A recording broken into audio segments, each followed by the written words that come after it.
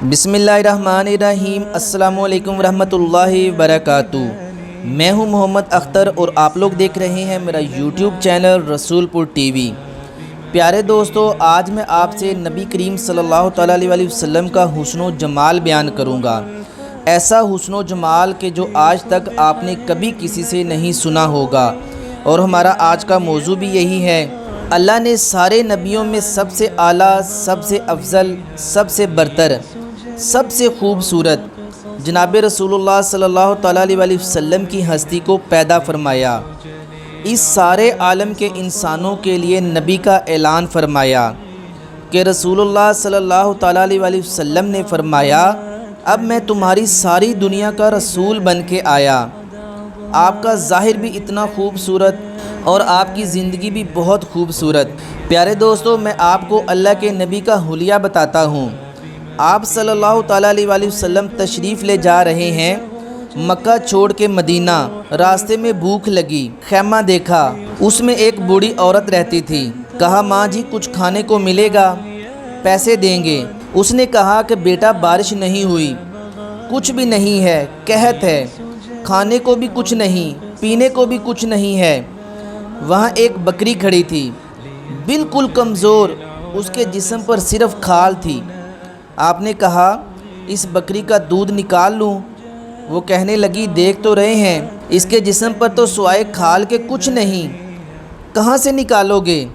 کہا، مجھے اجازت دو۔ اب چونکہ ایک عجیب سا واقعہ ہو رہا ہے کہ ایک ایسی بکری سے دودھ نکالنے کی بات ہو رہی ہے جو چل بھی نہیں سکتی، تو بوڑھی عورت آپ صلی اللہ تعالیٰ علیہ وسلم کو غور سے دیکھنے لگی کہ یہ کون آیا ہے۔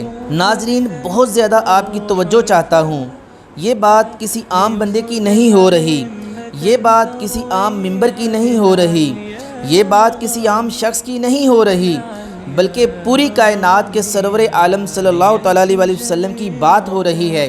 وہ بڑھیا غور سے آپ صلی اللہ تعالیٰ علیہ وسلم کے چہرے کی طرف دیکھنے لگی کہ یہ کون ہستی ہے، یہ کون ہے جو مری ہوئی بکری سے دودھ نکالنا چاہتا ہے۔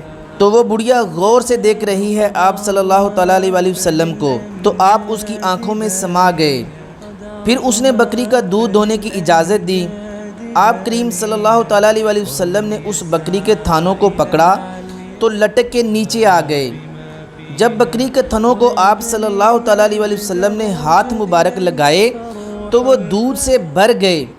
تو آپ نے بڑا برتن منگوایا اور اس میں دودھ نکالا، اپنے تینوں ساتھیوں کو پلایا، خود بھی پیا، پھر دوبارہ دودھ نکال کے برتن پورا بھر کے اس بڑھیا کو دے دیا اور آپ چلے گئے۔ شام کو اس کا خاوند آیا، ابو معبد۔ انہوں نے کہا، اے ام معبد، یہ دودھ کہاں سے آیا ہے؟ وہ بڑھیا کہنے لگی کہ یہ دودھ اس بکری کا ہے۔ ابو معبد بولا کہ تو پاگل ہے، یہ تو چل نہیں سکتی، تو پھر اس میں دودھ کہاں سے آ گیا؟ کہا، ایک نوجوان آیا تھا، اس کے ہاتھوں میں کوئی تاثیر تھی، جادو تھا، جس سے یہ دودھ نکلا ہے۔ وہ کہنے لگا کہ بتاؤ وہ کیسا تھا؟ شاید آپ نے کبھی نہ سنا ہو اپنے نبی کا حلیہ مبارک۔ آج میں آپ کو بتانا چاہتا ہوں ہمارے پیارے نبی صلی اللہ تعالیٰ علیہ وسلم کا حلیہ مبارک، کہ ہمارے پیارے نبی صلی اللہ تعالیٰ علیہ وسلم کیسے تھے۔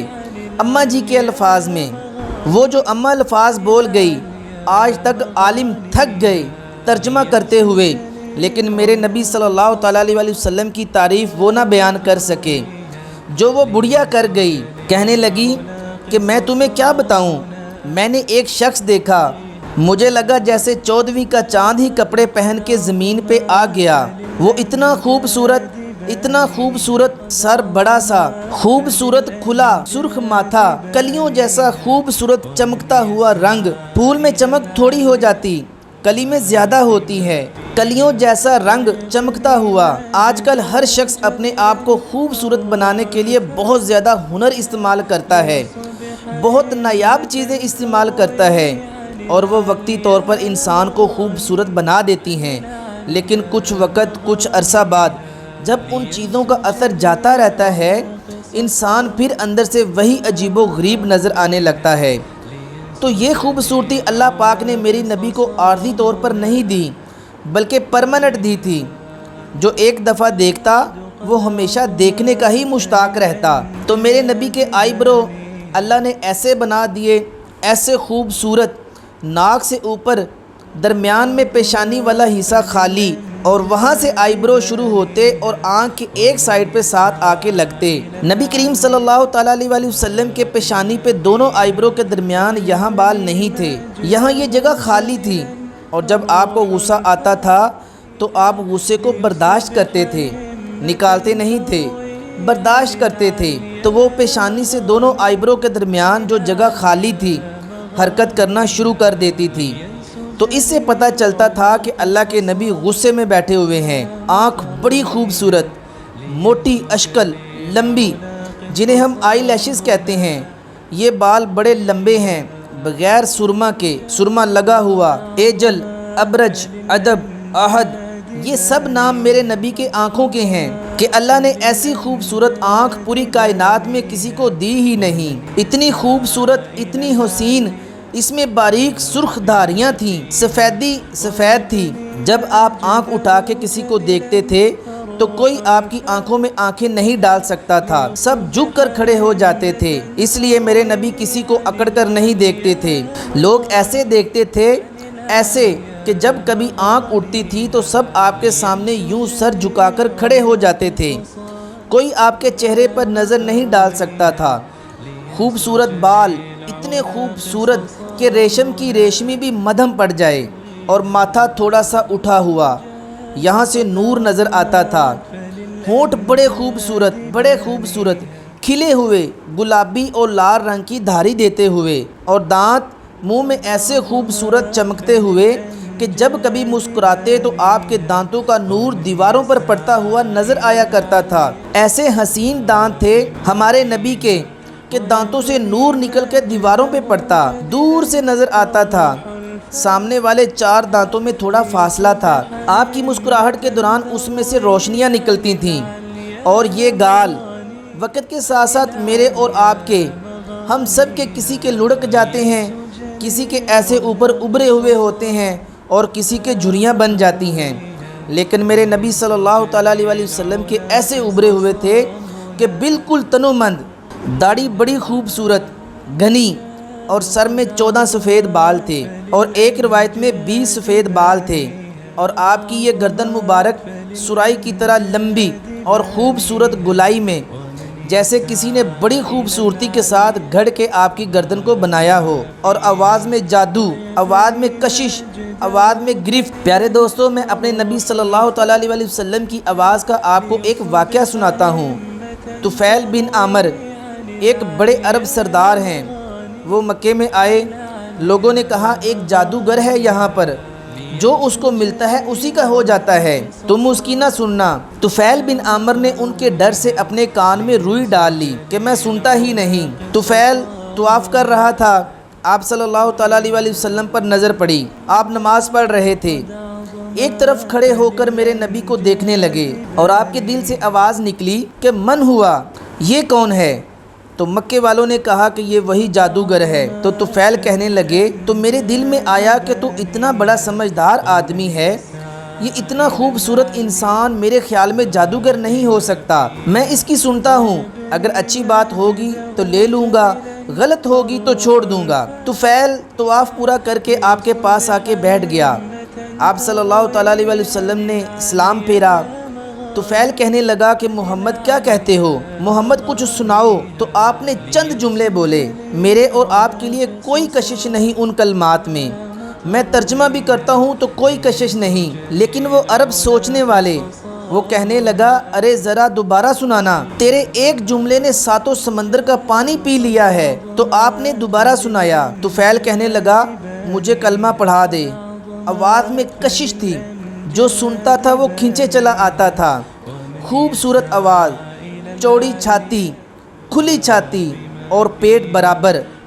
بہت معذرت کے ساتھ کہتا ہوں، کتنے خواتین بھی مرد بھی، آپ سجے پاسے پیٹ کھبے پاسے، آپ کھبے پاسے پیٹ سجے پاسے، اور وہ ادھر ہو تو پیٹ ادھر ہو جاتا ہے، وہ ادھر ہو تو پیٹ ادھر ہو جاتا ہے۔ ایسے میرے اللہ کو انتہائی ناپسند ہے۔ موٹا چاہے عورت ہو چاہے مرد ہو، موٹاپن میرے اللہ کو انتہائی ناپسند ہے۔ میرے نبی ایک وقت میں 1 سالن کھاتے تھے، 2 کبھی نہیں کھائے، اور زندگی بھر میرے نبی نے باسی کھانا نہیں کھایا۔ صبح کا پکا شام نہیں کھایا، شام کا پکا صبح نہیں کھایا۔ صرف ایک دفعہ حج کے موقع پر ام ہانی حضرت علی کی بہن مکہ میں ان کے گھر باسی روٹی کے 2-4 لقمے لیے، ورنہ صبح کا پکا ہوا شام نہیں کھاتے تھے، تازہ یا فاقہ۔ تو میرے نبی کا سینہ اور پیٹ برابر تھا، بالکل ایسے سیدھا، اور کبھی زندگی بھر پیٹ بھر کے کھانا نہیں کھایا۔ صبح کھایا، شام نہیں کھایا، شام کھایا، صبح نہیں کھایا۔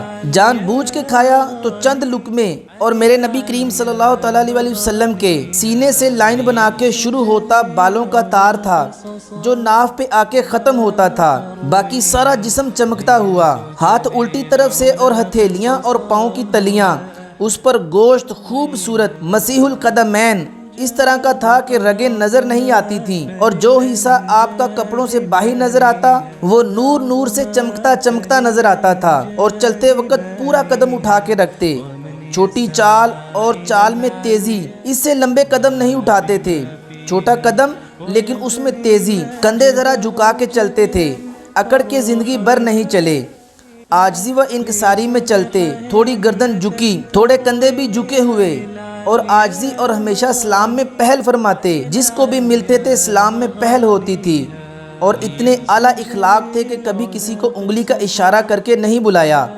ہمیشہ پورے ہاتھ کا اشارہ کر کے بلایا، اور جب کبھی آپ کو کوئی دائیں بائیں طرف سے کوئی بلاتا یا رسول اللہ تو آپ اس کی طرف گردن مروڑ کر نہیں دیکھتے تھے، اور اپنے نبی کے اخلاق دیکھو، آپ یوں کرتے تھے کہ پورا اس کی طرف گھوم جاتے، سینہ اس کی طرف کر لیتے، جی فرمائیے، پورا سینہ اس کو دیتے تھے، اور پھر کوئی آپ سے بات کرے تو آپ یوں ہو جاتے کہ جب تک وہ بات ختم نہیں کرتا تھا آپ اس کی سنتے رہتے تھے، تو بالکل اس کو چہرہ دیتے تھے۔ پیارے دوستو، انتہائی معذرت کے ساتھ آج کل ہمارا معاشرہ کچھ اس طرح کا ہو گیا ہے، یہ جو موبائل ہے نا، یہ ہمارے اخلاق برباد کر رہا ہے۔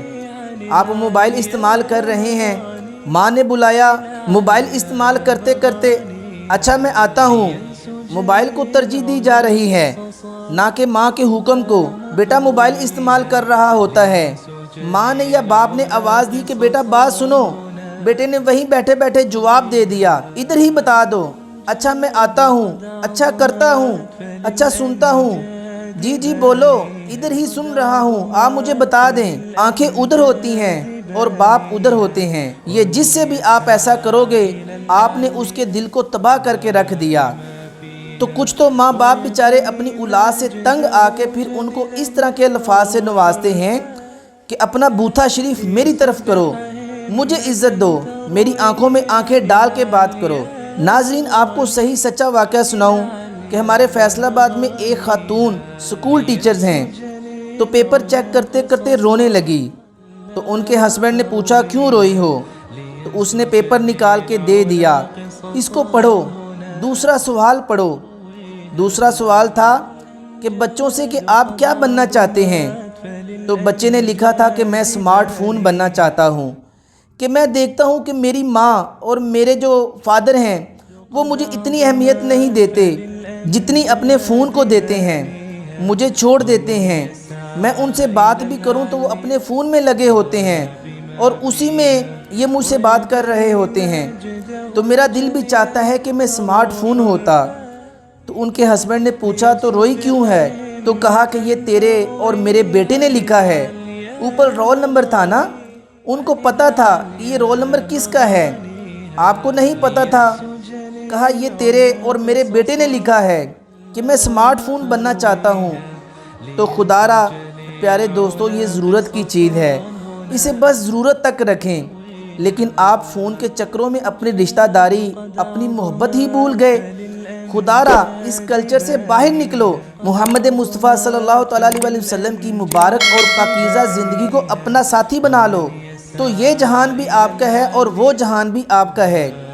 کوئی مشکل زندگی نہیں ہے، چند فرائض ہیں، 5 وقت کی نماز ہے، کیا زور لگتا ہے، کتنی دیر لگتی ہے 5 وقت نماز میں، کتنی دیر لگتی ہے، مسافر ہو تو آدھی ہو جاتی ہے، روزہ سال کے بعد آتا ہے، اس میں بیمار ہو جاؤ تو معاف ہے، سفر میں ہو تو معاف ہے، بعد میں رکھ لینا۔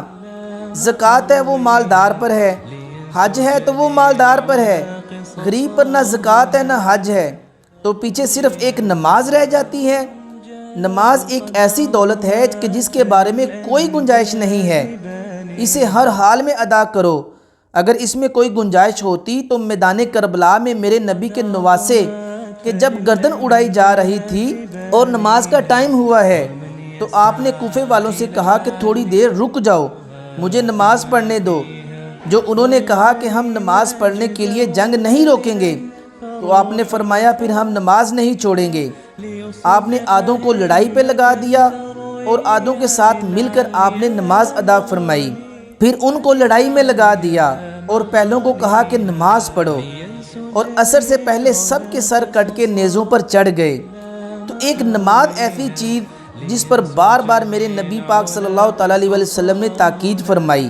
جب میرے اور تیرے نبی پاک صلی اللہ تعالیٰ علیہ وسلم پیدا ہوئے، جب آپ کو دائی نے پکڑا تو آپ نے سب سے پہلے سجدہ کیا اور لوگوں کو یہ پیغام دیا کہ میرے پیدا ہونے سے لے کر آخر تک اللہ نے ہمیں نماز کا حکم دے کے بھیجا ہے۔ اللہ تعالیٰ سے دعا ہے کہ آپ سب کو اور مجھے اللہ تعالیٰ 5 وقت کی باجماعت نماز ادا کرنے کی توفیق عطا فرمائے۔ اگر آپ کو ہماری آج کی یہ ویڈیو پسند آئی ہے تو کمنٹ سیکشن میں اپنی رائے کا اظہار ضرور کیجیے گا۔ آپ کی رائے ہمیں آئندہ مزید بہتر مواد پیش کرنے میں مدد دیتی ہے۔ پیارے دوستو، اگر آپ چاہتے ہیں کہ یہ سچ زیادہ سے زیادہ لوگوں تک پہنچے تو اس ویڈیو کو زیادہ سے زیادہ لوگوں تک شیئر ضرور کریں۔ ہو سکتا ہے کہ آپ کا ایک شیئر کرنا کسی کی زندگی میں انقلاب برپا ہو جائے اور وہ گناہوں سے توبہ کر کے راہ راست پہ آ جائے، تو یہ ویڈیو آپ کے لیے بھی صدقہ جاریہ بن جائے گی۔ تو آپ سے گزارش کرتے ہیں کہ آپ اگر ہمارے چینل پر نئے ہیں تو چینل کو ضرور سبسکرائب کر لیں اور ساتھ ہی لگے بیل کے بٹن کو بھی پریس کر لیں تاکہ آپ کے پاس ہماری آنے والی مزید معلوماتی ویڈیوز کا نوٹیفیکیشن بر وقت ملتا رہے۔ سبسکرائب کے ساتھ ساتھ ہماری ویڈیوز کو لائک بھی کریں اور اپنی قیمتی رائے کا اظہار کمنٹس میں ضرور کریں۔ کمنٹس میں آپ اپنے سوالات بھی ہم تک پہنچا سکتے ہیں۔ اللہ تعالیٰ آپ کو اپنے حفظ و ایمان میں رکھے، آمین یا رب العالمین۔ اگلی ویڈیو تک کے لیے اجازت دیجیے، خدا حافظ۔